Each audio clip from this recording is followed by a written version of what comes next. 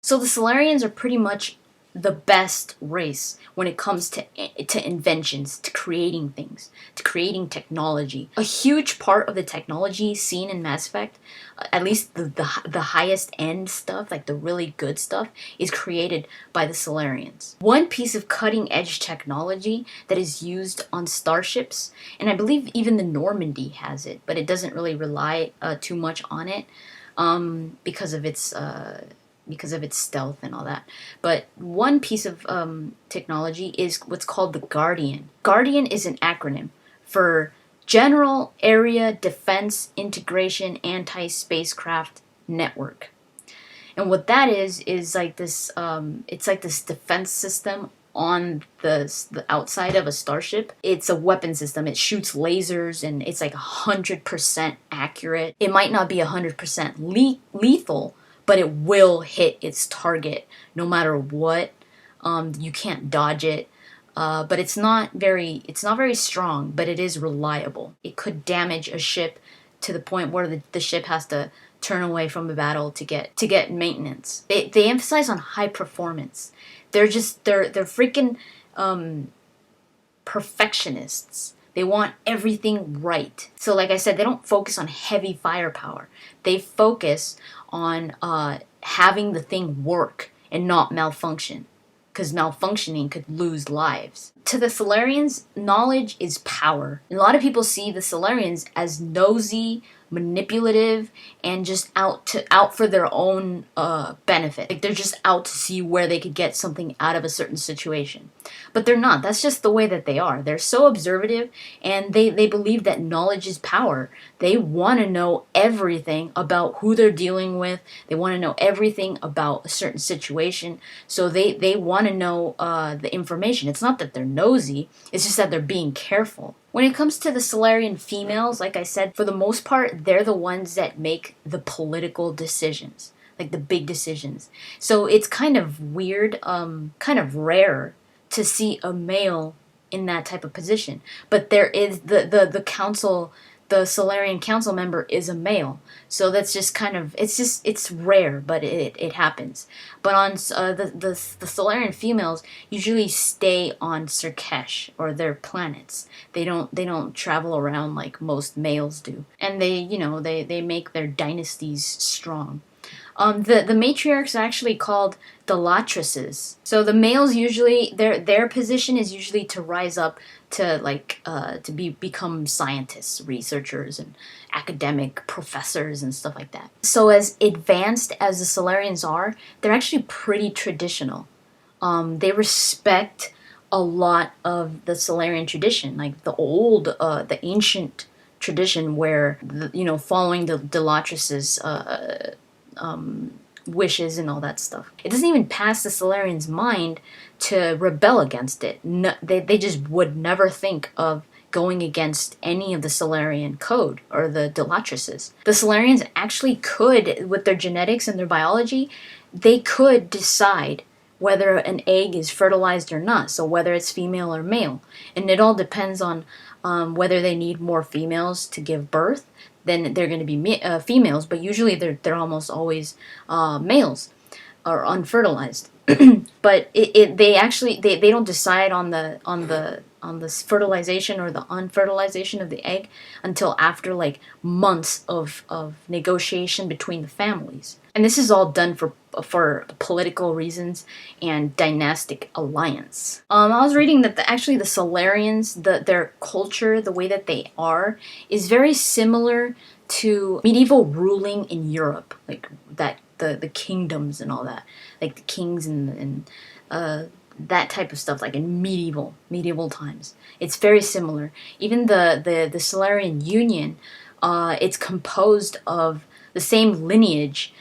So there's inbreeding within themselves, so that they don't change that lineage. So they keep it pure and that kind of thing. This I had no idea about. I don't remember ever hearing this in Mass Effect. They probably did mention it, but I probably forgot. The Salarian race, there's like an offshoot of the Silurian race, and by that I mean like another form of Salarian. and it's called the Listheni or Listheni. All that's known about these Listheni is that they're different from the actual Salarians. They're slightly different, and they are not welcome by the council. They're not welcome in council, like in Citadel space. So they're pretty much exiled. They're pretty much like stuck on planets like Omega with those exiled Quarians and the Vorcha and Batarians and stuff like that. And nobody knows what they look like. Nobody knows anything about them. Nobody knows why the council doesn't accept them. It's just like a mystery. And I was just like, I hope we get to see one of these in Mass Effect 3. The Silurian Economy is the smallest out of the 3 council races. The Asari are the ones that are booming. Nobody passes the Asari economy. And then the Turians, and then the Salarians. I mean, the Salarians' economy is pretty low, but it's still better than the human economy. And what basically makes their economy boom is their technology, the Salarians' technology. So that's pretty much what keeps them in the 3rd place. And when I was reading, this is where you find out that some of you were thinking, when I mentioned about the Omni tool and that being what translates the different languages, not everybody is talking in English or whatever language you speak in that you're playing Mass Effect in. Everybody's talking in their own language, given their race, but you hear a translation with your Omni tool. Where I read this, was in various sources.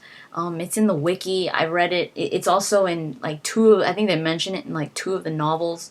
It's been in interviews, so they have mentioned this. It's not talked about very much. Not a lot of people think about it. And if they do, they're just like, oh, whatever. It's just, so that I can understand it. But there's actually a reason behind it. But some of you were asking, could you learn different languages? Like, could you, without the Omni tool, could you just learn a different language? This is where you find out that actually you cannot learn the Solarian language because it's humans can't pronounce any of the Solarian words. I guess it's because you need like a specific, like, I guess because of the anatomy. You just can't pronounce some of these Solarian words, the language. So it says that humans have like nicknames for some of the structures in the Solarian government. Some of them are called fiefdoms, baronies, duchies, planets, and marches. These are all colonization clusters, and they're all human nicknames because they can't pronounce the original Solarian language. It says it's unpronounceable. So I said that the Solarians, the society functions in clans.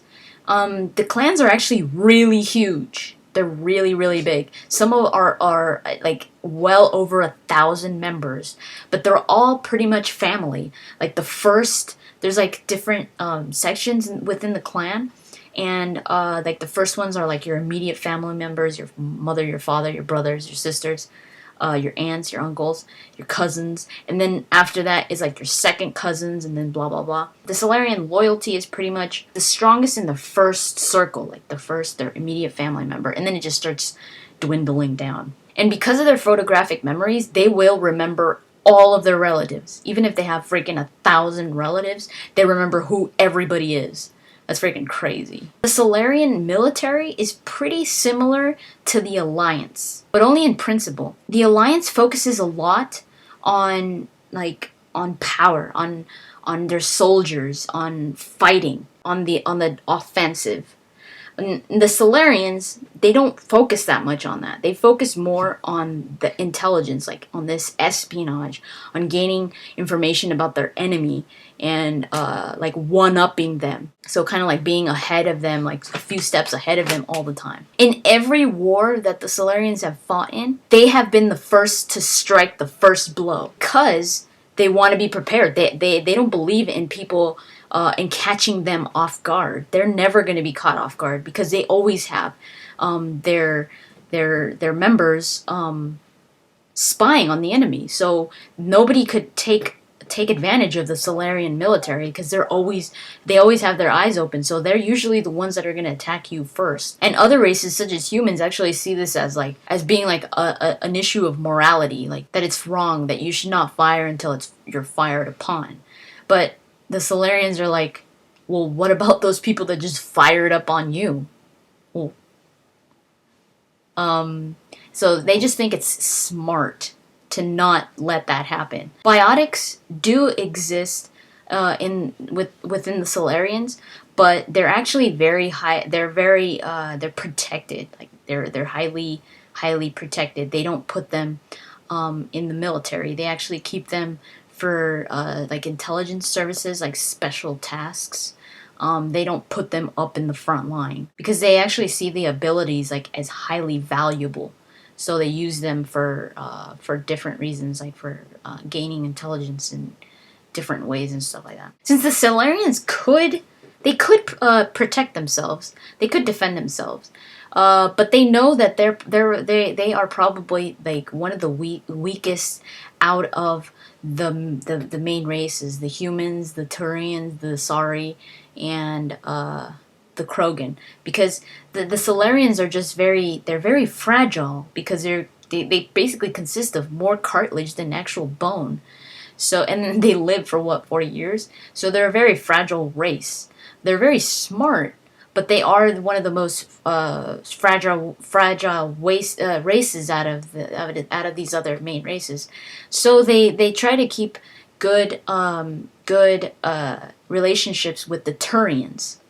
The relationship with the Turians was kind of rocky just because of the whole issue with the Krogans, with the genophage, and the Turians were like, you guys started this because you guys helped the Krogans out, and they rebelled against you guys. So there was kind of like a feud between them, but the relationship is fine. The Salarians try to keep that relationship well, just so that when they are in some bad situation, the Turians will still stand up for the Salarians. Lastly, let me talk about the Special Tasks Group. The Special Tasks Group, that Morden was once in the Special Tasks Groups, and Captain Kyra from back on Vermeer in Mass Effect 1, he was also in the Special Task Group. And by the way, talking about just mentioning Captain Kyra, Captain Kyra is going to make an appearance in Mass Effect 3 if he survived. And that kind of sucks because I think he died in my playthrough, and I really liked Kyra. He was that green Salarian on Vermeer that was talking about holding the line, and he gave this huge speech, but he was so awesome. From the Special Task Group, this is actually where the idea of the Spectres came from the Special Task Group. That's basically what they do. They work like the Spectres, but it says that they're almost a little more efficient because they focus more on gaining the information in a strategic way, not so much where the Spectres just go out and do whatever they want and get things however they want, because it sometimes fails. So the Special Task Group is a little more efficient and a little more careful. So they are the ones that, remember how I said that the military, they rely a lot on getting information from the enemy and all that. These are the guys that actually do this. The STGs, the Special Task Groups. They are the ones that gain the information and gain the intelligence and all that. Some of the greatest agents of the Special Task Groups are known in code name. They actually have code names. Like some of them are Ever Alert, who kept armies at bay with hidden facts, and Silent Step, who was so successful he once defeated a nation with a single shot. So yeah, that's just the Special Task Group. But yeah, they are like the intelligence group of the Salarians. They're highly regarded individuals. So that's pretty much it for today's Mass Effect Talks. Hopefully you enjoyed that.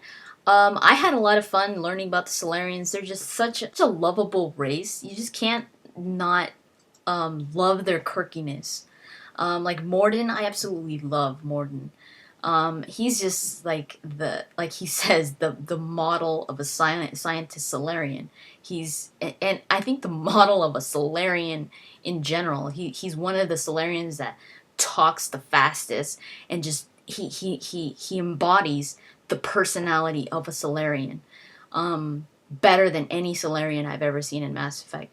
He really represents what the race is truly like and why it's like that. Yeah, I think Mordin is the perfect Solarian. Oh, just to let you guys know, Mass Effect Talks will not be up next Friday.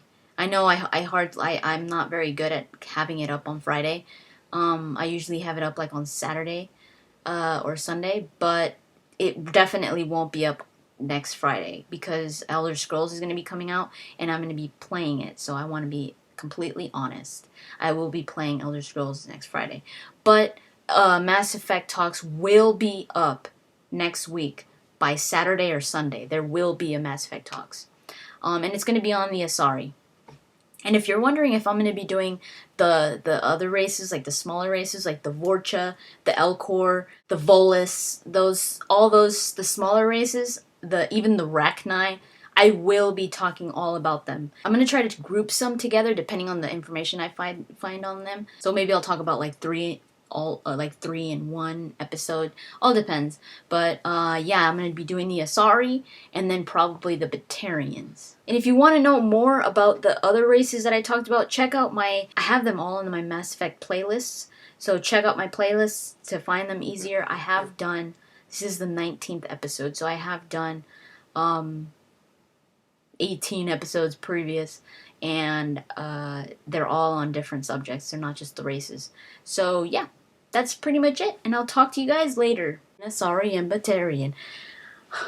That genetics as a subset to biology, and damn it, genetics as a subset to biology, because I am an expert at damn.